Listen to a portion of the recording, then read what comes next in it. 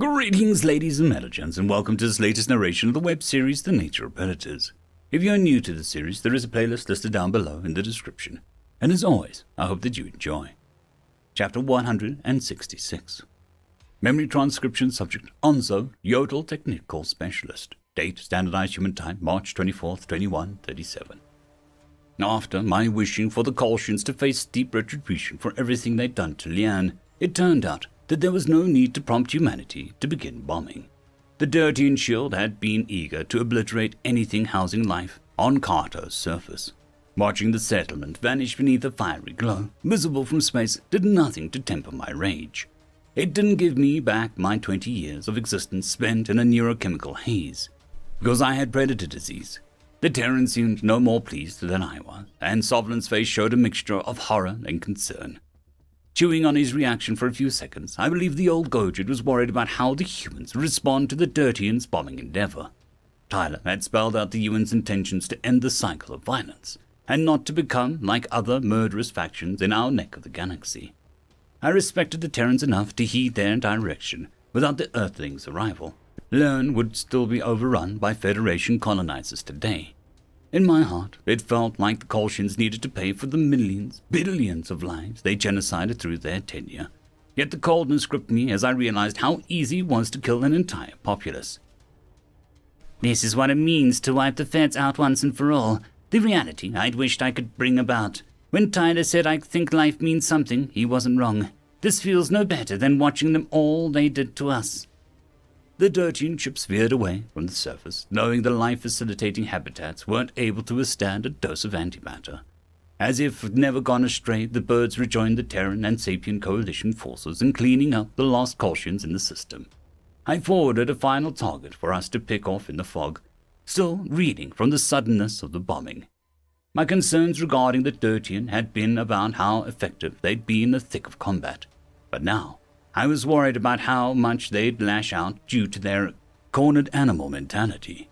It wasn't out of the question that they'd turn their guns on us within their rage, not dissimilar to how the years of bottled anger led me to behave in explosive fashion at times. The humans needed to handle the situation delicately. I wasn't sure how the primates might go about getting us and the Dirtian on the same page. As the last active foes by Carter were picked off, the Terrans decided it was appropriate time to break our silence. I could see a brief discussion between our officers as the rest of the crew moved ahead with battle plans as though nothing was wrong. Navigation pulled us closer to the herd-like cluster of Shield and Coalition vessels and synced us with their vector towards Alpha itself, the prize of the system. Captain Monahan stewed by his station, scowling at the viewport. Hail the Dirty and Shield yesterday. They're not going to launch an orbital raid over Alpha, especially not with our boots on the ground.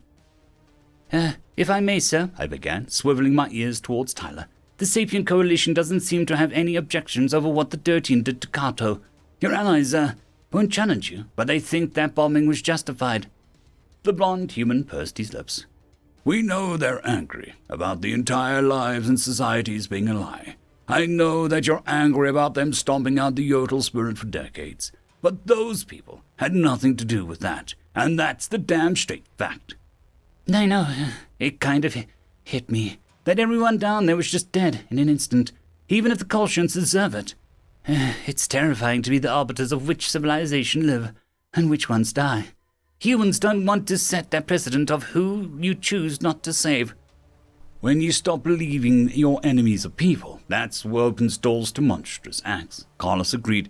Humanity is making a conscious choice to care about all life, even when it feels impossible to do so. Samantha snorted. All life. I don't see how we ever fix this authoritarian clusterfuck. Besides, I have as much sympathy for Carter as they did for Melbourne, which is zero. But since we saved their asses, the Dirtian have no right to show up, circumvent our wishes, and give us the runaround. Well, they did, Sovlin grumbled. Hans, the activist is right. Your allies agreed with them, not you, and infighting would feck us over. Tread carefully with that rebuke. Tyler's heaved a weary sigh. Not my department. My job is to make sure whatever goes down, we keep an eye on it. We'll see what the captain says and provide support accordingly. Monahan's hail had gone unanswered for several minutes, a sign that the Dragzoon weren't eager to give humanity an account for their actions. I tried not to fixate on the outstanding call. Even if tensions erupted within our own ranks, it would still be vital for me to have full picture of what was happening throughout the system. My gaze filtered down to the sensor screen, where I could gauge the success of our other group. Yodel technocracy ships and UN drones had kept pace with Ilthus, gunning into the asteroid belt. The Shadow Fleet had taken up positions there to utilize terrain to their advantage, and it seemed our Orcs allies had reenacted their reckless strategy from the gas giant. The chief hunter sacrificed thousands of his ships again in a headlong charge. The particle beam-armed ships accompanying him were the ones who had the Commonwealth's number. The Orcs reinforcements were still afloat with about 15,000 ships, while the technocracy and UN top artillery were reigning supreme in this conflict. My team engaging the Kolshian second-rate ships here allowed our heavy hitters to demolish their secret arsenal without distractions. When our forces joined up to stop Alpha, we'd make it a grueling challenge for the Federation to defend their core world. The enemy hadn't whittled us down along the way as much as they'd hoped. The only thing that could affect us up is if we get into it with the Dirtians, right before the final stage. We need unity, so I hope Monahan will be pragmatic. That's assuming the shield answer. After several minutes of waiting, the same Dirtian commander from earlier appeared. What is it you want, human? You said that we can choose our role, and we choose what we came here for. Do you have a problem? Easy. I wish to coordinate our plans for taking Alpha, without using an intermediary. We're not enemies, so we need to be on the same page, Monahan said. For a predator, you show zero appreciation for a display of violence. Your SC friends tell me we're not on the same page at all. And also, you let us take charge at Kato. Yes, to bump us when we get into the main event. Nice try. Dirty Commander, this isn't a contest. This is about the fate of both of our people, and for that matter, all intelligent life in a 1,000 light-year radius. I heard what you said about being angry and coming here to dish out violence. I assure you that humanity understands, appreciates, and empathizes with your feelings. We know you're hurting, but I know we both agree that we have to win this battle. Us being divided or miscommunicating could spell disaster for our chances. We are not divided unless you try to stop us from finishing the job.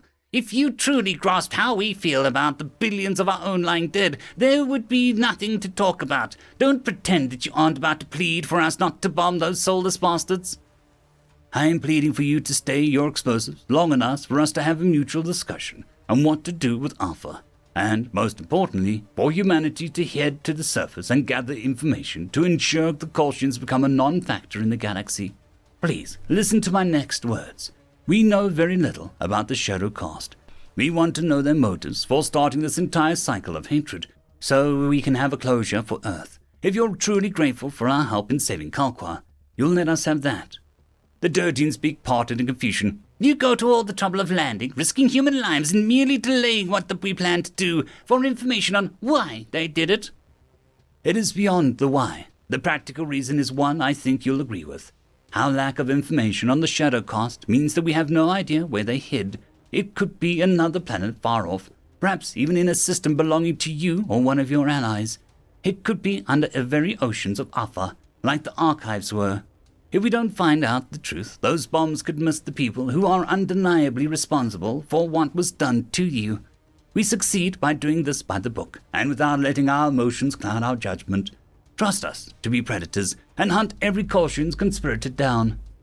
You will share your findings with us, and not admit anything for your own purposes? We are not the ones who hide our true intentions.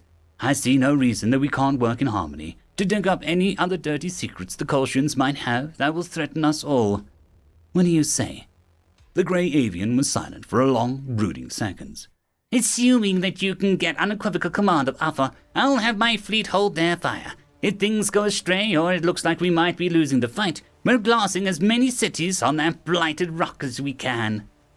Then, let's make sure that we win, Monahan declared. Take care of yourself, Commander. I hope this is the start of a better relationship between our two species, and I hope that you can find peace someday. I hope that you find closure for what you're looking for, human. Good luck. The dirging commander vanished from the screen, and our captain's face lit up with visible relief. Persuading the shield to let us land brought us some time, without worrying about the first bombs landing as our soldiers touched down. On a personal level, it allowed Tyler and I to accomplish the mission that brought us away from our easy assignments in the first place, finding out what the Kolshians had done to Slaneck.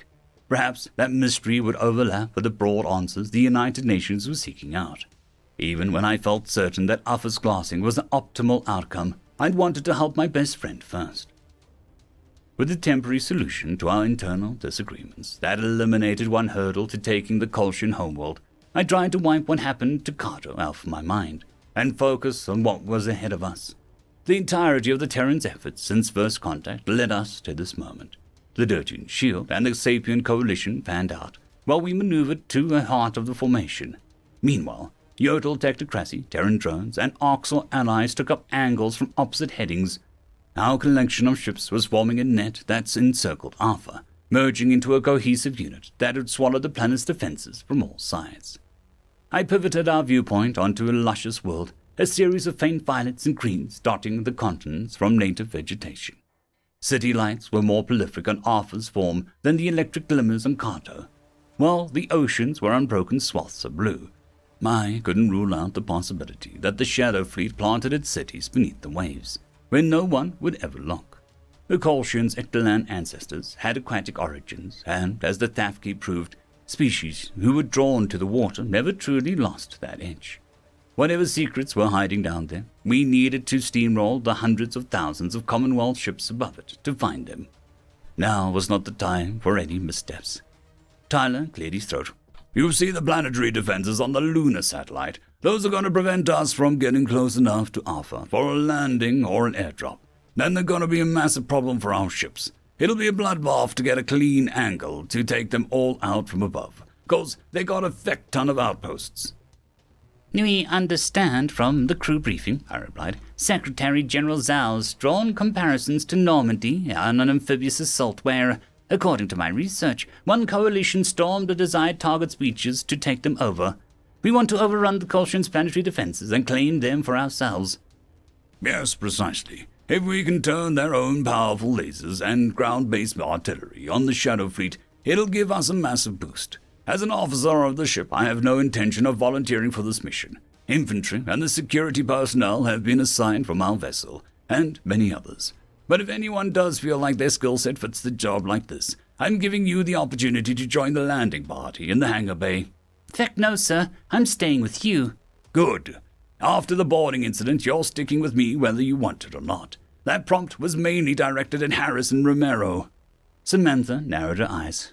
What, because we're foot soldiers who's got stuck being Baldy's watchdogs? Pretty sure that's why Officer Cardona asked us. We stormed the archives and that Arxel cattle ship, and we're the most qualified ones at the station. Carla sighed. Qualified ones to pad the cannon fodder, also able to shoot a gun and clear a building, unlike the Feddies. You know what? Feck it. I'm in. Might be the only place in the damn UN lets me shoot those Kolshian dickwads. You're truly eloquent, Sam. Away with words. Now I'm going to get the job done. I don't hear you volunteering to leave this cozy ship. I'm in if you are. You're absolute psycho. Let's grab our gear and head out to the hangar. Sovlin swatted Carlos with the blunt side of his claws. Wait for me. None of you even asked me, after the three of us have been through several gunfights together.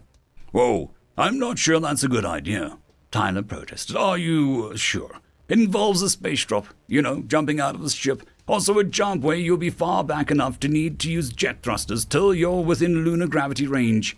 What? You want to pull that crazy shit that you did on the Cradle, but from space? And while dropping military rovers too. I'm glad that you're getting the picture. So let's skip to the part where Baldy wimps out and says a tearful goodbye, Samantha interjected. Feck you. I don't like the idea at all, but if you can do it, so can I. The Gojit's remaining spines bristled, tipping off his fear. Who flew the shuttle down to Silas, pushing it hurriedly close to its breaking point? Yeah, but you also freaked out when the aerosub started sinking on Tulsk. That was water. I don't know if you know this, Sam, but that's different from land. There is no water on the stupid hunk of rock there. As long as you're not crashing this moon into a planet, we're good. Tyler hesitated. You are qualified infantry, but aliens just don't have the training for orbital drops. However, if you want to hurl yourself into a line of fire, I won't stand in your way. Tag along with Harris and Romero, if you're sure. Sure as can be. They're not getting rid of me. Great. Still stuck babysitting a war criminal with spikes that could poke my eyes out, Sam lamented, though it caught a teasing lilt in her voice. That's right. My remaining spikes could poke your ugly ass eyes out, so you better be nicer. Let's move. The trio vacated the bridge, leaving Tyler and I to man the sensor station during the crucial battle. When I proved myself more than capable of supplying tactical insight in Sovereign's absence, it would be difficult for the Goja to use racist pejoratives towards my capabilities. I centered the viewport on the Kolshian and Dominion ships between us and the lunar satellite, while also setting my filters to watch for any planetary defense lasers vectoring towards us. Our goal was to get the infantry that would be storming the enemy fortifications as close to the target as possible. It was also preferable that they didn't deploy right in the middle of a plasma beam contest. I ran a hasty analysis on the makeup of the first ships that we'd be facing. Pinpointing enemy weaknesses required knowledge of what we were up against. The Shadow Fleet had staked a massive claim within Offa's bounds, while the Dominion also had camped eye-popping numbers by the target. It was a little surprising that the Orcs or captains had been dissuaded from dropping their few bombs on the Kolshians, with their cruelty-centric culture. Furthermore, of the hundreds of thousands of craft here for the final stand, very few were manned Commonwealth vessels. Most of the public military appeared to have been sacrificed along the route. Among the Alpha-based ships marked as hostiles, very few appear to be manned, sir, I informed Tyler. I will just bring your attention to the contact's designated civilian, standard evac transports, out ahead of the front lines, and the only ones manned ships that I can see. The human nodded. How many souls on board? Hundreds. No sign of weapons on board or anything anomalous. They are flying straight towards us, but we are also blocking all the ways out of the system. Assuming you don't want them blown up, you might want to direct the Dirtian away from their flight path. Understood. I do wonder why they didn't evacuate civilians sooner. They've known that we're coming for weeks. Sure, they're arrogant, but there had to have been some civvies who wanted to get out when they heard that the flesh-eating predators were coming. I tilted my head in befuddlement. I do think some of the populace would have wanted to leave with advance warning. The only thing I can come up with is they didn't tell them ahead of time. That's, a reason. The squids sure do like keeping their control and not giving people an option to leave. Could be a part of arrogance and part tyranny. I don't know. But we ain't gonna shoot at evac shuttles. The Dirtian might want to. It was done to their civilians trying to leave Kalqua. They only agreed to spare Offa so humanity could eradicate the Shadow Caste. I heard you, Onzo. Plus, I get those feckers might want to send evac ships up now. So we have to fight around the civvies to get the military targets. I'll notify the captain, and we'll put our SC pals to quietly push the shield as far away from those transports as possible. Okay. I'll keep an eye on their path so Weapons knows that they're where they are. The blonde officer strode off to confer with Captain Monahan while I mulled over the circumstances of the battlefield. Within the hour, we'd be squaring off our first engagement near Offa. The civilian ships were an unwelcome variable, and the Terrans were too honorable to take them out of the equation. It was important to determine why the evac shuttles had been held back until now, before they complicated a testing battle even further. The humans hadn't expected the Kolshians to fight clean, so it was possible the hostiles meant to sacrifice their own non-combatants or use them as living shields. Solidifying our understanding of Offa's motives for this launch timing could be necessary to stave off any dirty tricks that they had in mind. I hoped humanity wouldn't be forced to make the decision between innocence and victory, but I knew they were willing to do whatever it took to end the war. End of chapter. I would just like to thank our T5 members, Lord Azrakal, Ambrose Cattell, Quantum Wednesday, Dragzoon W.R.E, Blueberry Cat, Cam Maxwell, Casper Arnholtz, Bushmaster 177, and Leslie 517. Thank you very much.